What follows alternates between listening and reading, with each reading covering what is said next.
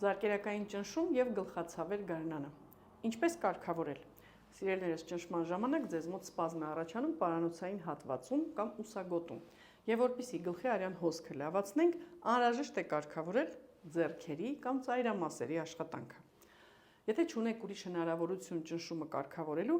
փորձում ենք անել հետևյալ վարժությունը։ Ձեռքերը առաջ եւ սեղմում, բացում, փակում եք։ Կարելի է նաեւ հերթականությամբ։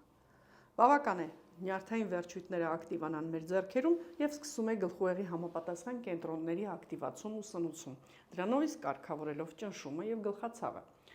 Նաեւ փորձում ենք միաժամանակ սեղմումների հետ կատարել պտույտ, իջեցում,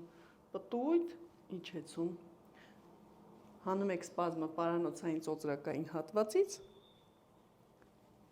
կամ միաժամանակ կողքեր տարածելով, վերև բարձրացնելով։ Կզգաք ինչպես եք ակտիվանում, եթե միաժամանակ կարգավորում ենք նաև շնչառությունը։ Քթով խորը շունչ 4 հաշիվ, պահեք 4 հաշիվ եւ հանենք 4 հաշիվ, քթով,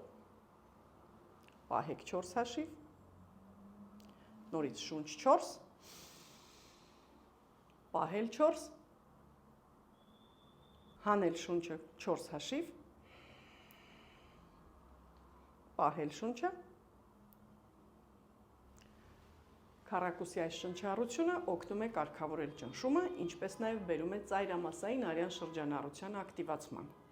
Կատարեք վարժությունը օրվա ընթացքում մի քանի անգամ եւ կտեսնեք ինչպես է ակտիվանում կենտրոնացումը, հիշողությունը, վերանում են գլխացավերը ու կարգավորվում է ճնշումը։ Իհարկե սրանք շտապ օգնություն վարժություններ են սիրելիներս։ Ավելի խորքային վերականգնման համար դիմում եք Aeroflex եւ ստանում եք ավելի շատ վարժություններ եւ խորհուրդներ, ինչպես կարգավորել եւ պահպանել առողջությունը, ճնշումը, գլխացավերը, նյարդային վերջույթների սնուցումները պարզ հասարակ ծրագրերի օգնությամբ։